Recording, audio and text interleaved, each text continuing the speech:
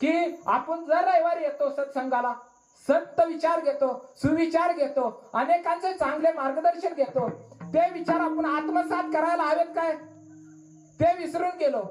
आणि ज्या वाईट गोष्टी आपल्या संग घडल्यात ते आपण 1 दिवस नाही 2 दिवस नाही मरेपर्यंत त्याला कळलं गुरुजीला काय म्हणायची आहे ती. त्यानं गुरुजीच्या शरणागत पत्कारली आणि भावाकडे गेला आणि भावाला म्हटला मी सगळं पुढं होऊन काम करेल. हे कशामुळं? सत्संग. आपण जीवनामध्ये जगत असताना प्रत्येक वेळी काय केलं पाहिजे? वाईट गोष्टी आपल्या संग वाईट घडलेल्या घटना आपण विसरायला शिकलं पाहिजे.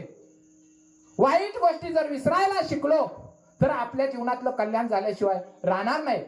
आपण काय करतो? उलट करतो, म्हणून आपला संसार दुःखात आहे.